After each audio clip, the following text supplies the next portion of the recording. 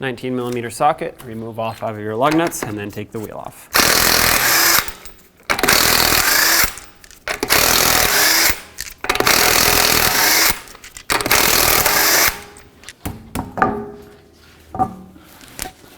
Next, I want to remove this lower ball joint nut. So take the cotter pin off, discard it, always use a new one. 17mm socket, take the nut off. With this nut on a few threads, take a hammer, hit the knuckle so that you can separate the control arm from the ball joint.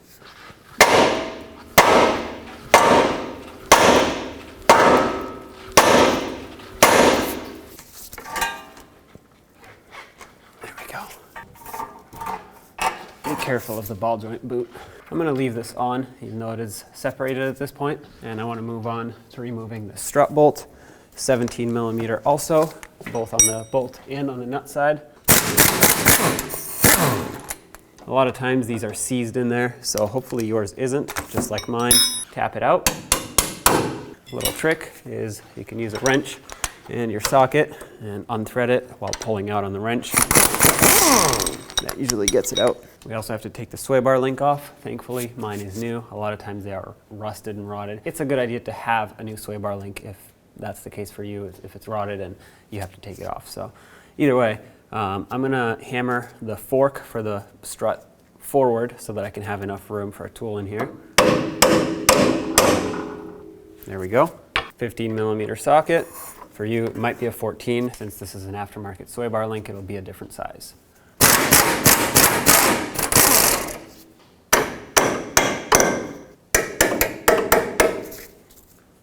Set that aside. Let's remove the 17mm bolt that holds the rear control arm bushing on.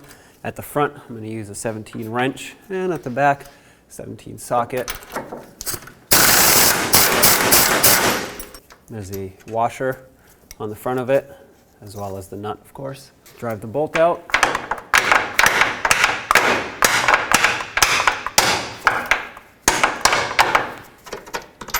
There it is. There's a washer on the bolt side as well. And last one, at the front, you have a 19mm bolt and 19mm nut at the top that I'm going to hold with my wrench. Take this out. At this point, I'm going to remove the ball joint nut that I left on there for safety. Finish popping the ball joint out. There we go. Push the knuckle to the side, and then just kind of wiggle the control arm out of here.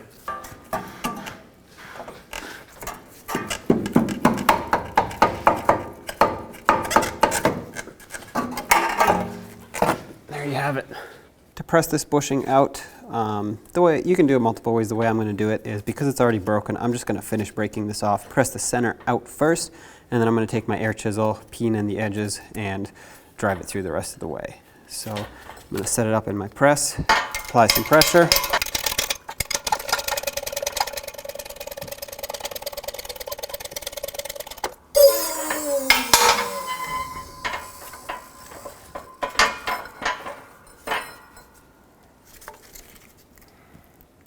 With the centerpiece pressed out, now I'll show you what you can do to get this out easy. Take your hair hammer and a nice sharp chisel bit and just peen in the edges.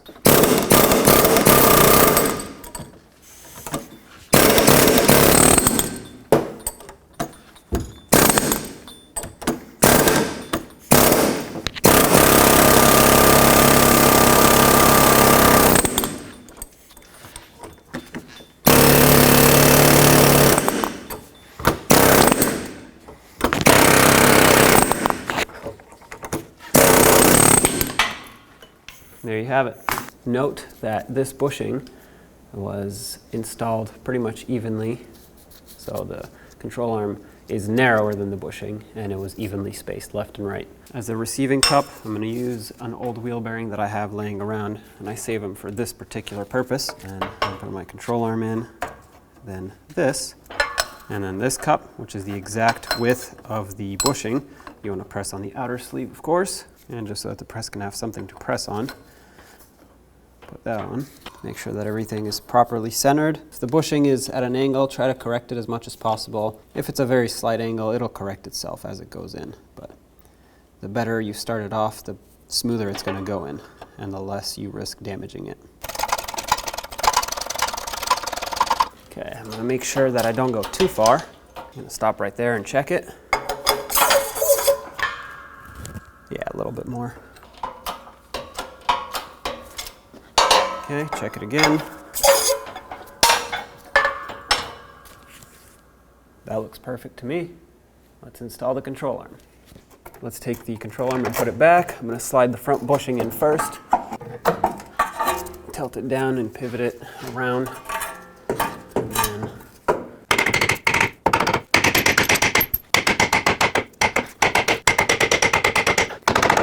well, somehow I was able to line up this rear bolt. So I'm going to put that one in first, I guess.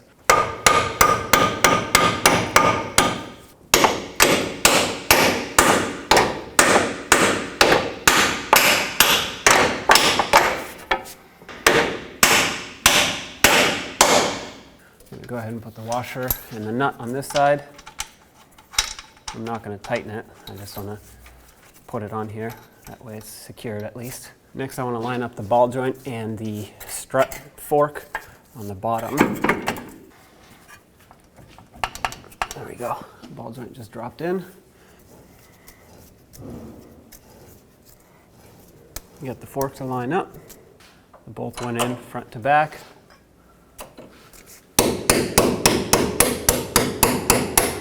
You can put anti-seize on the shank of the bolt if you want.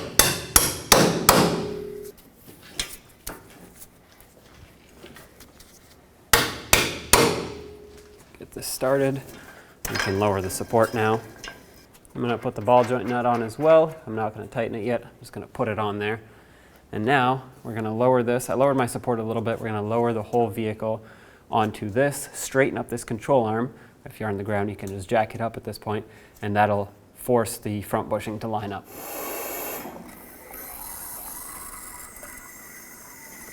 I'm going to take a long pry bar and a hammer, and I'm just going to hammer this bushing into place. There we go, that straightened it out. Now you can just drive this bushing in a little further.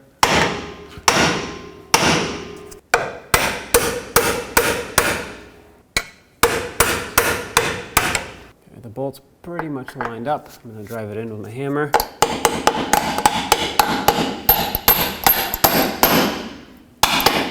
Here's a little trick I learned to get these bolts to line up. Put your socket on super long extension, and you can use that for leverage.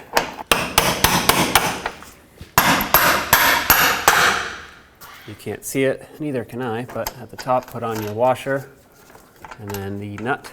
And now we can tighten everything up. Since I'm here, might as well tighten this one. .47 for this front bushing. Looks like I'm already there. All right. For this one, I'm going to raise the control arm up at ride height so that I can properly torque this bushing without putting it in an awkward bind. I don't want it to prematurely wear. And then we'll do the same for that rear bushing. The same thing applies. I'm going to snug this one up and then torque it to 32 foot-pounds.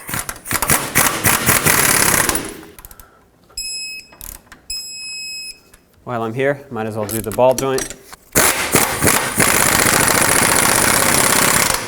This one is 61 foot-pounds. And make sure you line up the cotter pin slot. To line it up, always tighten, never loosen if it doesn't line up fully. There we go. This one's lined up. Let's put a brand new cotter pin in.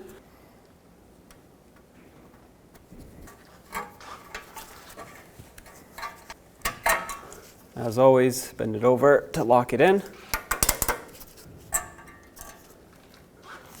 With this control arm still at ride height, let's tighten up this rear bolt.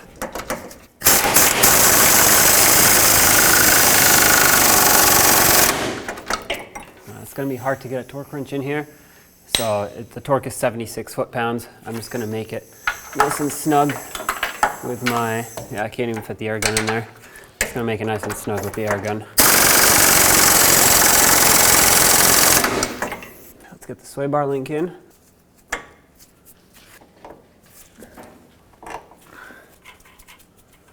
tighten it up. I didn't leave myself any room, so I'm gonna have to use a ratcheting wrench this time.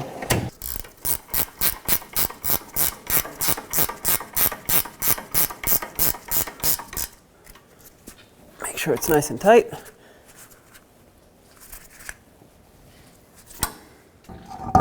Let's get the wheel back on. Start on all 5 of your lug nuts, snug them up, and torque them to 80 foot-pounds.